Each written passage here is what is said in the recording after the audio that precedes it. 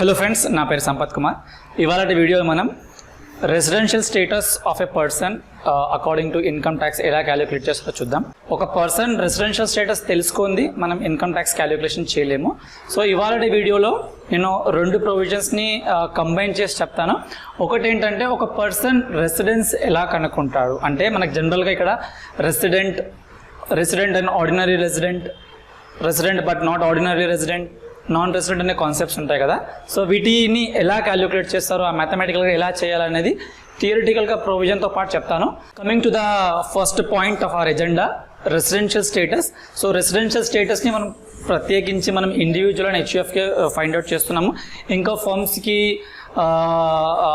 కంపెనీస్కి వేరే లాజిక్స్తో ఉంటుంది, పిఓఈఎం అని, POEM place of effective management అని. కానీ ప్రస్తుతానికి మనము ఇండివిజువల్కి హెచ్యుఎఫ్కి ఎలా క్యాలిక్యులేట్ చేస్తారో చూద్దాం.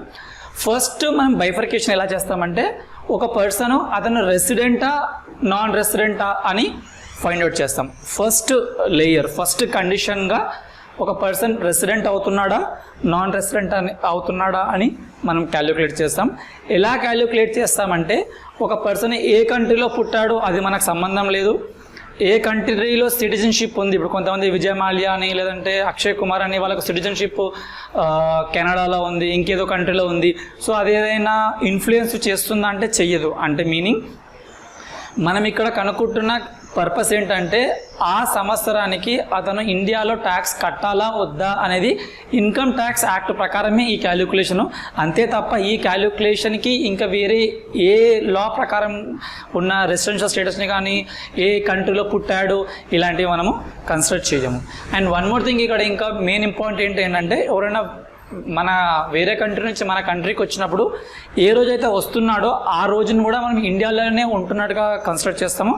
ఏ రోజు వెళ్ళిపోతున్నాడో ఆ రోజును కూడా కన్సిడర్ చేస్తాం. అంటే date of arrival as well as date of departure both will be considered to be resident in India. అంటే ఆ 2 రోజులు నేను ఇవాళ అమెరికా నుంచి ఇవాళ ఇండియాకి వచ్చానంటే నేను ఇవాళ ఇండియాలో ఉన్నట్టు, లేదంటే ఇవాళ నేను ఇండియా నుంచి వేరే కంట్రీకి వెళ్తున్నానంటే ఇవాళ కూడా నేను ఇండియాలో ఉన్నట్టు. అంటే 2 రోజుల్ని ఇండియాలోనే ఉన్నట్టుగా కన్సిడర్ చేస్తారు. Coming back to our calculation, first step మనం ఏం చేస్తామంటే అతను రెసిడెంటా నాన్ రెసిడెంటా అని చూస్తాము. ఇది చెప్పడానికి మనకు ఒక సెక్షన్ ఉంది, సెక్షన్ 6 సబ్సెక్షన్ 1 అని. సెక్షన్ 6 సబ్సెక్షన్ 1 అని ఉంది. ఆ సెక్షన్ మనకి ఏం చెప్తుంది అంటే రెసిడెంటా నాన్ రెసిడెంటా అని చెక్ చేయడానికి మీకు 2 కండిషన్స్ ఇస్తున్నాను. First condition is 182 days test. అంటే నా వీడియోలు చూసిన వాళ్ళకి ఇది ఐడియా ఉంటుంది. మనము ప్రీవియస్ ఇయర్ కాన్సెప్ట్ ఒకటి ఉంటుంది, అసెస్మెంట్ ఇయర్ అనే కాన్సెప్ట్ ఒకటి ఉంటుంది. రెగ్యులర్గా వీడియోస్ చూసే వాళ్ళకి నేను ప్రతి వీడియోలో చెప్తాను. ప్రీవియస్ ఇయర్ అంటే ఏ ఇయర్లో మనం ఇన్కమ్ అర్న్ చేస్తామో దాన్ని మనం ప్రీవియస్ ఇయర్ అంటాము. ఏ ఇయర్లో మనం ట్యాక్స్ కట్టిస్తున్నామో ఒక పర్సన్ చేత అని చెప్పడాన్ని మనము అసెస్మెంట్ ఇయర్ అంటాము. సో ఈ పాయింట్ ఇక్కడ ఎందుకు వచ్చింది సార్ అంటే మనము నెంబర్ ఆఫ్ డేస్ క్యాలిక్యులేట్ చేయాల్సింది అసెస్మెంట్ ఇయర్కి కాదు, మనం నెంబర్ ఆఫ్ డేస్ క్యాలిక్యులేట్ చేయాల్సింది ప్రీవియస్ ఇయర్కి. అంటే ఏ ఇయర్కి నువ్వు ట్యాక్స్ కట్టమని అడుగుతున్నావో ఒక పర్సన్ని, ఆ ఇయర్ని మనం ప్రీవియస్ ఇయర్ అంటాము. ఆ ప్రీవియస్ ఇయర్లో అతను ఎన్ని రోజులు ఇండియాలో ఉన్నాడు అని చెప్పడానికి మనకు ఆ కండిషన్ ఉంది. సెక్షన్ 6 సబ్సెక్షన్ 1 అనేది అది 182 days అంటుంది. సో 182 days మనం ఎక్కడ టెస్ట్ చేస్తాము? అసెస్మెంట్ ఇయర్లో టెస్ట్ చేయము. అంటే అసెస్మెంట్ ఇయర్లో అతను 182 days ఉన్నాడా లేదా మనకు సంబంధం లేదు. ప్రీవియస్ ఇయర్లో అతను 182 days ఇండియాలో ఉన్నాడా అనేది మాత్రమే మనము టెస్ట్ చేస్తాం. ఓకే, అది ఫస్ట్ కండిషన్. అర్థమవుతుందా? ఇప్పుడు మనము అసెస్మెంట్ ఇయర్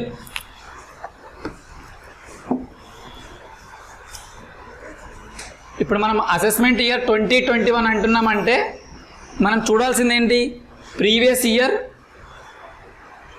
2019 to 2020 ఈ మధ్య కాలంలో అతను 182 days ఇండియాలో ఉన్నాడా లేదా? ఇండియాలో ఉన్నాడు అంటే he will not become resident or ordinary resident, he will only become resident. I'm repeating my point. మనం ఈ సెక్షన్ 6 సబ్సెక్షన్ 1లో ఉన్న కండిషన్స్ని దేనికి టెస్ట్ చేస్తున్నామంటే అతను రెసిడెంటా నాన్ రెసిడెంటా చెప్పడానికి మాత్రమే. But that is not the final. So first condition ఏంటి? లాస్ట్ ఇయర్లో అంటే ఈ ప్రీవియస్ ఇయర్లో అతను 182 days ఇండియాలో ఉన్నాడా? సపోజ్ ఇండియాలో లేడు అనుకుందాం, ఇండియాలో 182 days లేడు, అంత మాత్రాన అతను ఇండియన్ కాకుండా పోతాడా? కాదు కదా. అతనికి ఇంకా సెకండ్ కండిషన్ ఇచ్చాడు. ఆ సెకండ్ కండిషన్ ఏంటంటే మీ ప్రీవియస్ ఇయర్ 1920 అంటున్నాం కదా, ఈ 1920లో అతను 182 days ఉండాల్సింది, ఉండలేకపోయాడు. మేబీ ఒక జాబ్ ఆపర్చునిటీ వల్ల కావచ్చు, లేదంటే వెకేషన్ వల్ల కావచ్చు, ఇంకే రీజన్ వల్ల అయినా 182 days అతను కండిషన్ సాటిస్ఫై చేయకపోయి ఉండొచ్చు. ఎగ్జాంపుల్ చెప్పాలంటే ఇప్పుడు మనము IPL మ్యాచెస్ అవుతున్నాయి, మన ప్లేయర్స్ మొత్తం ఇప్పుడు దుబాయ్లోనే ఉన్నారు, అంటే చాలా మేజర్ పోర్షన్ వల్ల బయటనే ఉంటున్నారు. దాని తర్వాత ఆస్ట్రేలియా టూర్ ఉంటుంది, అది కూడా బయటికి వెళ్ళిపోతారు. లేదంటే ఇంకేదైనా ఇంగ్లాండ్ టూర్ రావచ్చు, అక్కడ కూడా బయటికి వెళ్ళిపోతారు. అంటే ఇప్పుడు వాళ్ళకి ఫస్ట్ కండిషన్ 182 days ఇండియాలో ఉన్నారో లేదో చూడాలి. అది బై ఛాన్స్ సాటిస్ఫై అవ్వకపోతే still you have one more opportunity. ఆ ఆపర్చునిటీ ఏంటంటే అట్లీస్ట్ 60 days ఇండియాలో ఉండు. ఆ ప్రీవియస్ ఇయర్లో అట్లీస్ట్ 60 days అందులో ఉండు. దానికన్నా ముందు ఉన్న ప్రీవియస్ ఇయర్లో ముందున్న 4 previous yearsలో 365 days ఉండు. అర్థమవుతుందా? ఇది డ్యూయల్ కండిషన్. అంటే మీనింగ్ ఏంటంటే ఫస్ట్ కండిషన్ 182 days ఏమంటున్నాము, 182 days నువ్వు ఇండియాలో ఉంటే రెసిడెంట్ అయిపోతున్నావు. సెకండ్ కండిషన్లో ఆర్ కాదు, ఇది అండ్, అంటే ఈ రెండు కలిపి కావాలి. అంటే నీ ప్రీవియస్ ఇయర్లో 60 days ఉంటూ at the same time last 4 previous yearsలో 365 days నువ్వు ఇండియాలో ఉండగలిగితే నువ్వు ఏమవుతావు, ఓన్లీ రెసిడెంట్ మాత్రమే అవుతావు. ఇది అయిపోయిన తర్వాత మళ్ళీ ఇంకొక టెస్ట్ ఉంది, అతను రెసిడెంట్ ఆర్ ఆర్డినరీ రెసిడెంటా, రెసిడెంట్ బట్ నాట్ ఆర్డినరీ రెసిడెంటా అని. అంటే మీనింగ్ ఏంటంటే ఇండియాలో వచ్చాడు కానీ జనరల్గా ఇండియాలో ఉండే అతనే అయితే రెసిడెంట్ అండ్ ఆర్డినరీ రెసిడెంట్ అంటాము. లేదు ఇండియాలో వచ్చాడు కానీ ఏదో అతను కర్మగాలి వచ్చాడు అంటే resident but not ordinary resident అవుతాడు. సో ఈ రెండు కండిషన్స్ని చెప్పడానికి మనకు సెక్షన్ 6 సబ్సెక్షన్ 6 అని ఒకటి ఉంది. ఆ సెక్షన్ ఏమంటుందంటే మీరు ప్రీవియస్ ఇయర్స్లో లాస్ట్ 10 సంవత్సరాల్లో 2 times అయినా మీరు ఈ కండిషన్ని సాటిస్ఫై అయ్యి ఉండాలి. మీనింగ్ ఇప్పుడు మనం ఏ ఇయర్కి చూస్తున్నాము, అసెస్మెంట్ ఇయర్ 2021కి చూస్తున్నాము.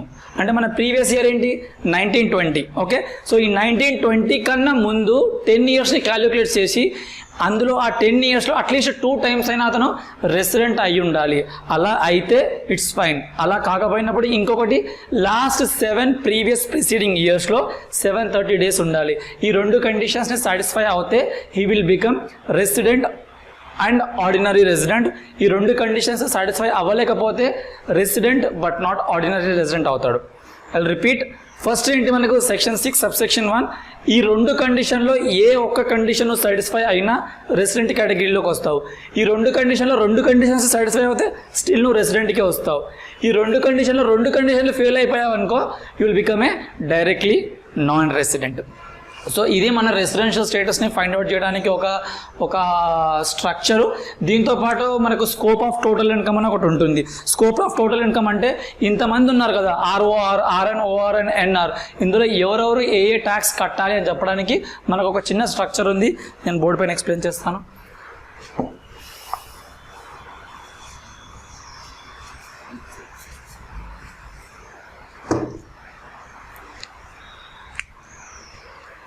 This is with in India. మీకు ఎగ్జామ్లో ఈ క్వశ్చన్ వచ్చిన ఈ చార్ట్ని మీరు ఇమాజినేషన్లో పెట్టుకోండి. 3 categories ఉన్నారు. ఆర్ఓఆర్ ఈ ఫస్ట్ కేటగిరీ అతను, ఆర్ఎన్ఓఆర్ ఈ సెకండ్ కేటగిరీ అతను, ఎన్ఆర్ నాన్ రెసిడెంట్ ఈ థర్డ్ కేటగిరీ అతను. అంటే వాళ్ళు ఇన్కమ్ అర్న్ చేస్తుండొచ్చు. ఏ ఇన్కమ్ని మనం ఇండియాలో ట్యాక్స్ కట్టించాలి అని చెప్పడానికి మనకు ఈ స్కోప్ ఆఫ్ టోటల్ ఇన్కమ్ అని ఉంటుంది. ఫస్ట్ది accrued or deemed to be accrued in India. అంటే నువ్వు జాబ్ చేస్తున్నప్పుడు నువ్వు వర్క్ చేస్తుంది ఇండియాలోనే, మీ ఎంప్లాయర్ ఇండియాలోనే ఉన్నాడు, మీకు శాలరీ ఫారెన్లో ఇచ్చిండొచ్చేమో, బట్ నీకు నువ్వు చేస్తున్న కంపెనీ ఇండియాలోనే ఉంది, లేకపోతే నువ్వు చేస్తున్న పని ఇండియాలోనే ఉంది. సో అది అక్రూడ్ కేటగిరీలోకి వచ్చేస్తుంది. అందరూ ట్యాక్స్ కట్టాల్సిందే, అంటే అందరికీ టిక్ కొట్టేసేయండి, అంటే అందరికీ ఇది ట్యాక్సబుల్. ఎగ్జాంపుల్, ఇప్పుడు నేను హైదరాబాద్లో ఒక కంపెనీలో వర్క్ చేస్తున్నాను, నాకు శాలరీ ఇక్కడ ఈ కంపెనీ నాకు ఇస్తుంది. రేపటి రోజు ఒక ప్రాజెక్ట్ యూఎస్లో వచ్చింది అన్నప్పుడు నేను యూఎస్కి వెళ్ళాల్సి వస్తుండొచ్చు, అక్కడ నుంచి నేను వర్క్ చేస్తుండొచ్చేమో, కానీ నేను చేస్తున్న నేను చేస్తున్న వర్క్ మొత్తం ఇండియాలోనే అక్రూ అవుతుంది. కాబట్టి నేను ఇండియన్ ట్యాక్సేషన్ ప్రకారమే నేను ట్యాక్స్ కట్టాల్సి ఉంటుంది. అర్థమవుతుందా? ఇప్పుడు అలా కాకుండా ఇప్పుడు ల్యాండ్ ఉంది, ఒకటి ల్యాండ్ రెంట్కి ఇస్తున్నాము, కానీ ఓనర్ ఎక్కడ ఉన్నాడంటే ఓనర్ వెళ్ళేసేసి లండన్లో ఉన్నాడు. ఓకే, రెంట్ ఎక్కడ వస్తుంది? లండన్లో మనము బ్యాంక్ అకౌంట్లో ట్రాన్స్ఫర్ చేస్తాము, కానీ ల్యాండ్ ఎక్కడ ఉంది? ల్యాండ్ ఇండియాలో ఉంది. సో ల్యాండ్ ఇండియాలో ఉండడం వల్ల అతనికి ఇన్కమ్ ఇండియాలోనే అక్రూ అవుతుంది. ఈ వర్డ్ మీనింగ్ చూడండి, accrued in India or deemed to be accrued in India. మనకు కొన్ని సెక్షన్స్ ఉంటాయి deemed to be accrued in India, అది తర్వాత మాట్లాడుకుందాం. బట్ ప్రస్తుతానికి ఏ రకమైన ఇన్కమ్ అయినా అది ఇండియాలో అక్రూ అవుతుంది అంటే నువ్వు ఎక్కడ రిసీవ్ చేసుకున్నానో నాకు సంబంధం లేదు, ఇండియాలోనే రిసీవ్ చేసినట్టు నేను అనుకుంటాను, ప్రతి ఒక్కరు ఇక్కడ ట్యాక్స్ కట్టాల్సిందే. అర్థమైంది కదా? Next received are deemed to B received in India. So received in India అంటే ఇప్పుడు ఒక ఫారెన్ నేషనల్ ఉన్నాడు, అతను ఇండియాకి వచ్చాడు. ఓకే, అతని ఎంప్లాయరు యూఎస్, అతను వర్క్ చేస్తుంది యూఎస్ కంపెనీకి, వర్క్ అంతా అక్కడ జరిగింది. అతను ఇండియాకి వచ్చిన తర్వాత అతనికి శాలరీ ఇక్కడ పడింది అనుకుందాం, అతను ఇండియాలోనే ట్యాక్స్ కట్టాలి. ఎంత దరిద్రం అంటే అక్కడ ట్యాక్స్ ఇక్కడ ట్యాక్స్ రెండు సార్లు వాళ్ళకి ట్యాక్స్ పడుతుంది. బట్ DTW అని ఒకటి ఉంటుంది concept, double taxation avoidance agreement అని, దాని ప్రకారం అతను క్రెడిట్ తీసుకుంటాడు. బట్ ప్రస్తుతానికి మన టాపిక్ ప్రకారము ఇండియాలో అక్రూ అయినా అందరూ ట్యాక్స్ కట్టాలి, ఇండియాలో రిసీవ్ చేసినా అందరూ ట్యాక్స్ కట్టాలి. ఇందులో డౌటే లేదు. మీకు ఏ క్వశ్చన్ ఇచ్చేసేసి ఏ క్వశ్చన్లో అయినా it is received in India అంటే మీరు ఏమీ ఆలోచించకుండా మీరు ట్యాక్స్ కట్టించవచ్చు. ఓకే, సో నెక్స్ట్ ఏంటంటే out side India. Out side India అంటే అర్థం ఏంటంటే బిజినెస్ బయట కంట్రీలో ఉంది, కానీ దాన్ని మేనేజ్ చేస్తున్న వాళ్ళు మాత్రం ఇండియాలోనే మేనేజ్ చేస్తున్నారు. అంటే ఇండియాలోనే డిసిషన్స్ తీసుకుంటున్నారు, పాలసీ మేకింగ్ అంతా ఇండియాలోనే జరుగుతుంది అన్నప్పుడు ఇది derived from business controlled from India. ఏదో బిజినెస్ శ్రీలంకలో పెట్టాను, దాని బోర్డ్ ఆఫ్ డిసిషన్స్ మొత్తం ఇండియాలోనే జరుగుతుంది, ప్లానింగ్ అంతా ఇక్కడనే జరుగుతుంది అన్నప్పుడు the business is controlled from India. So ఈ ఫస్ట్ ఇద్దరికి కట్టిస్తారు, ఈ మూడో అతను కట్టాల్సిన అవసరం లేదు. ఈ సిచ్యువేషన్ కాకుండా ఇంకా ఏ సిచ్యువేషన్ అయినా కానీ ఓన్లీ ఫస్ట్ అతనే కడతాడు, ఈ సెకండ్ అండ్ థర్డ్ వాళ్ళు కట్టరు. సో ఈ చార్ట్ మీకు కరెక్ట్గా మీ బ్రెయిన్లో ఫిట్ అయిపోయిందంటే మీకు ఎగ్జామ్లో 10 to 12 మార్క్స్ ఎక్కడ పోవు. ఒకటి గుర్తుపెట్టుకోండి, ROR అంటే మీనింగ్ ఏంటి? మన ఇండియన్ అతను జనరల్గా ఇండియాలోనే ఉంటాడు కాబట్టి ప్రతిసారి ఇతను ట్యాక్స్ కట్టిస్తున్నాం, ప్రతిసారి మనకు టిక్కే పడుతుంది కదా, which means that ROR will pay tax on his global income. అతను వరల్డ్లో ఎక్కడ ఇన్కమ్ అర్న్ చేసినా ఎక్కడ ఇన్కమ్ రిసీవ్ చేసుకున్నా నాకు సంబంధం లేదు, అతను ROR అయ్యాడు కాబట్టి ప్రతిసారి మనకు ట్యాక్స్ కడుతున్నాడు. అలాగే మీరు NRని తీసుకోండి, నాన్ రెసిడెంట్ ఎప్పుడు కడుతున్నాడు? ఇండియాలో అక్రూ అయితేనే కడుతున్నాడు, లేదంటే ఇండియాలో రిసీవ్ చేసుకుంటేనే కడుతున్నాడు, అంతే తప్ప ఇంకెప్పుడు కట్టట్లేదు. ఓకే, సో ఇది థియరిటికల్గా మనకున్న 2 provisions, residence and scope of total income. ఒక క్వశ్చన్ నేను సాల్వ్ చేస్తాను, మన బుక్లో ఉంది. క్రికెటర్స్ వస్తారు కదా, లైక్ ఫారెన్ నుంచి IPL ఆడడానికి. లెట్స్ టేక్ ఎన్ ఎగ్జాంపుల్, వాళ్ళు ఎప్పుడు వచ్చినా 100 days ఇండియాలో ఉంటారు. అంటే మన టోర్నమెంట్ 100 days అవుతుంది, 100 daysకి వస్తారు. సో మన బుక్లో ఉన్న క్వశ్చన్ ఏంటంటే బ్రెడ్లీ ఆస్ట్రేలియన్ ఫాస్ట్ బౌలర్, అతను ఇండియాకి వస్తున్నాడు, ప్రతి ఇయర్ IPL ఆడుతున్నాడు, ప్రతి ఇయర్ అతను ఇండియాలో 100 days మాత్రమే ఉంటున్నాడు. అంటే మనం ఇప్పుడు మన అసెస్మెంట్ ఇయర్ ఏంటి? 2021. ఓకే, సో మన ప్రీవియస్ ఇయర్ ఏంటి? 2019 to 20. అంటే ఈ టైంకి మాత్రమే మనం చూడాలి అతను ఇండియాలో ఎన్ని రోజులు ఉంటున్నాడు అని చెప్పేసి. సో మనం డైరెక్ట్గా ఎగ్జామ్లో ఆన్సర్ రాయకూడదు. మీరు చాలామంది అడుగుతుంటారు దీన్ని ఎలా ప్రజెంట్ చేయాలి అంటే, ఇదే ఎగ్జామ్లో ఇదే క్వశ్చన్ వచ్చేసినా కానీ మీరు డైరెక్ట్గా ఆన్సర్కి జంప్ అవ్వకుండా ఫస్ట్ ఒకసారి ఆ ప్రొవిజన్ మొత్తం రాయండి. As per section 6 subsection 1 of the income tax act 1961 A person is treated as a resident if ఈ ఫాలోస్ ద ఫాలోయింగ్ కండిషన్స్ అని చెప్పేసి ఆ 2 కండిషన్స్ రాయండి. ఫస్ట్ కండిషన్ ఏంటి? 182 days ఆర్ మోర్ అతను ఇండియాలో ఉండాలి. కానీ ఇతను ఈ బ్రెడ్లీ ఎన్ని రోజులు ఉంటున్నాడు? ప్రీవియస్ ఇయర్లో 100 days మాత్రమే అంటున్నాడు. అంటే ఈ ఫస్ట్ కండిషన్ అతను సాటిస్ఫై చేయట్లేదు. సో ఫస్ట్ కండిషన్ సాటిస్ఫై చేయకపోయినా మన ప్రొవిజన్ ఒక ఆపర్చునిటీ ఇస్తుంది. ఏమంటుంది? మీ ప్రీవియస్ ఇయర్లో మినిమం 60 days ఉండాలని చెప్పేసి. అతను 100 days ఉంటున్నాడు అంటే మీనింగ్ ఏంటి? 60 days ఉంటున్నట్టే కదా. అంటే ఈ 60 days కండిషన్ కూడా సాటిస్ఫై అయ్యింది. కానీ అంత మాత్రాన అతను రెసిడెంట్ ఏం అవ్వడు. దానికి ఇంకొక కండిషన్ కూడా ఉంది. లాస్ట్ 4 ప్రీవియస్ ప్రిసీడింగ్ ఇయర్లో అతను 365 days ఉండాలి.